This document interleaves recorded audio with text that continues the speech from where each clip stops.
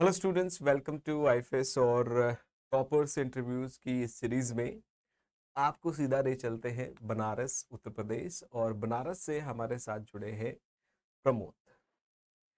प्रमोद का CSR net 48th rank रहा है और ये उनका फोर्थ अटेम्प्ट था। जॉब की कंस्ट्रेंट्स मान ले या फिर समय का इफेक्ट मान ले, बात करते हैं प्रमोद से कि किस सिचुएशन में उनको ये सफलता मिली। तो सबसे पहले प्रमोद, आपको आईएफएस की तरफ से इस आपकी सक्सेस के लिए बहुत सारी कंग्रेचुलेशंस। Thank you sir. तो प्रमोद बताइए कि कौन कौन से संघर्षों का सामना आपको करना पड़ा डे वन, जब से आपसे सर एमएससी किया तब से लेकर आज तक। सर, अगर संघर्ष की बात करें तो सबसे पहला आता है पैसा। जिस बात करें तो जैसे मतलब कि हम्म। फाइनेंशियल इशू जब पहले ही पहला है, फिर इसके बाद अच्छा अच्छा। सपोर्ट। और फैमिली का तो सपोर्ट तो था, लेकिन वही फाइनेंशियल इशू फैमिली को भी देखना था। बिल्कुल बिल्कुल, मतलब और आपकी सर, खुद की कहाँ से पढ़ें, रेस्पॉन्सिबिलिटीज। कहाँ से ना पढ़ें, ये हम्म सब चीज़ें। फिर ऑनलाइन थोड़ा अच्छा ये रहता है कि कम पैसे में आदमी अच्छा मतलब हम्म चीज़ें अच्छी ले पा रहा है। हम्म हम्म हम्म, हम्म। बिल्कुल बिल्कुल। तो सबसे पहले आपको सीएसआर नेट का आइडिया कहाँ से मिला, इंस्पिरेशन कहाँ से मिली? सर, एमएससी में हम पढ़ते थे, तो उसी समय हमारे जो कई जो सीनियर्स हैं, हम्म। वो जब एक्चुअली वो बीएससी में ही जब थे, तभी हमको एक सर मतलब जो बीएससी के मेरे सीनियर थे, उन्होंने फिर बाद में एमएससी किया, तो उन्होंने जेएसआईआर नीट क्वालीफाई किया, तो वहाँ से अच्छा। लगा कि हाँ, कुछ अच्छा है।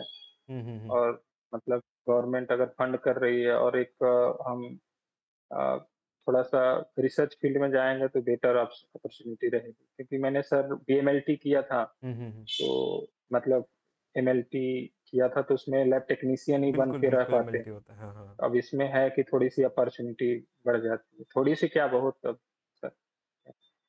तो फिर नेट करने का पर्पस आपका रिसर्च करने का है कि असिस्टेंट प्रोफेसर बनने का है? हुँ, सर रिसर्च करने का है। रिसर्च करने का, परफेक्ट परफेक्ट।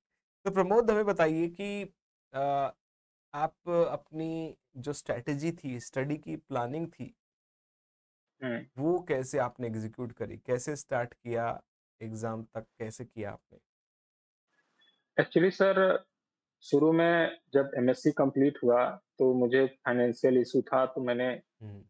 जॉब पहले जॉब पकड़ी। पहले जॉब पकड़ ली, तो हाँ। जॉब जब किया तो लगभग 10th मंथ तक जॉब किया। हम्म। फिर एक्चुअली मैंने नीट की प्रिपरेशन किया हुआ था, अच्छा अच्छा तो अच्छा मैंने अच्छा। उस समय पढ़ाई तो नहीं हो पा रहा था। लेकिन हम्म। गेट में मैंने गेट का अप्लाई किया, तो फर्स्ट अटेम्प्ट में मेरी 3000 रैंक आई थी, अच्छा अच्छा। 29,000 समथिंग। हम्म। तो ये हुआ कि अब थोड़ा-सा अपॉर्च्युनिटी थोड़ी-सी बेटर मिल गई उसके कंपेयर में, तो अच्छा मैं इधर सारा मूव कर दिया। अब फिर उसके बाद रिसर्च प्रोजेक्ट में मैं सर एसजीपीजीआई में जेआरएफ की पोस्ट पे भी चला गया उसी के बाद। अच्छा अच्छा अच्छा। फिर वहीं से सर हाँ, थोड़ा-सा टाइम मिलता गया, तो मैं इसके लिए प्रिपरेशन करता गया। प्रिपरेशन करते गए, तो वही मतलब ये हुआ कि जो शुरू के आपके जो मौके थे वो थोड़ा सा जॉब की वजह से, फिर आप हाँ, प्रोजेक्ट के साथ एसोसिएट है, उसकी वजह से आप प्रॉपर स्टडी नहीं कर पाए। तो इस हाँ बार सर। जब सिलेक्शन हुआ तब आपने नया क्या किया? अभी सर तो रिज़ल्ट आया ही है, अभी तो नया तो कुछ नहीं आई किया है, मीन बट यहाँ रिजल्ट, जहाँ नहीं है, नहीं यहाँ नहीं, भी आप पीएचडी। समझे नहीं, प्रमोद समझे नहीं, मतलब जब सिलेक्शन नहीं हो अच्छा, रहा नया था, समझ गया, समझ गया। सिलेक्शन हाँ सर। हुआ, क्या वजह हुँ। क्या रही? वजह सर यही था कि थोड़ा-सा तो आप प्रिपरेशन करते जाएँगे, तो हम्म। थोड़ा-सा आपको एक्सपीरियंस होता जाएगा। क्योंकि बिल्कुल आप जब 1-2 बार अगर दे के अगर नहीं हो रहा है, तो आप होप छोड़ देंगे, तो फिर वो हम्म। मतलब नहीं हो पाता। बिल्कुल बिल्कुल। थोड़ा-सा समय लगेगा, आपके पास अगर टाइम नहीं है या फिर फाइनेंशियल ऐसे कुछ भी समय लगेगा, लेकिन मिलेगा ज़रूर। मिलेगा जरूर, और बिल्कुल, पॉजिटिविटी हाँ, बहुत ज्यादा जरूरी है प्रमोद। हाँ अच्छा और प्रमोद, सर हाँ हाँ बोलिए। नहीं सर, ठीक है। अच्छा, आपने अपनी एग्जाम के लिए कितनी यूनिट्स टारगेट करी थी? सर मैंने तो की थी लगभग 10 यूनिट, बट 10? लास्ट टाइम में कुछ प्रॉब्लम कुछ मतलब वही मेरे साथ जॉब का ही प्रॉब्लम रहा, तो मैं लास्ट टाइम में रिवाइज़ करके 6 ही यूनिट जॉब कर पाया, मतलब जा पाया। छः, अच्छा। वो लेकिन मैंने हाँ हाँ। 10 यूनिट पढ़ी थी। इनिशियली आपने 10 प्रिपेयर करी थी और हुँ, लास्ट में आपने 6 पर आपने हुँ, 6 को ज़्यादा आपने इम्पोर्टेंस दी। अच्छा, हाँ। कौन सी यूनिट ऐसी थी जो आप नहीं कर पाए थे या फिर आपने जानबूझकर उनको स्किप किया?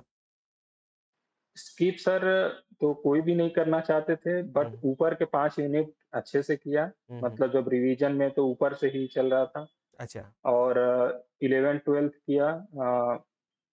11th-12th हाँ, 11th-12th का, लेकिन मेरी ये यूनिट छूट गई हम्म। इकोलॉजी और इवोल्यूशन की। अच्छा, ये छूट ये गया मैं था, रिवाइज़ आप नहीं कर पाया। कर हाँ, नहीं ये सर पाए थे। छूट गया और हाँ, कर नहीं पाए सर, रिवाइज़ नहीं कर पाए। अच्छे से प्रॉपर रिवाइज नहीं कर पाए, हाँ, रिवाइज नहीं कर हाँ। पाए।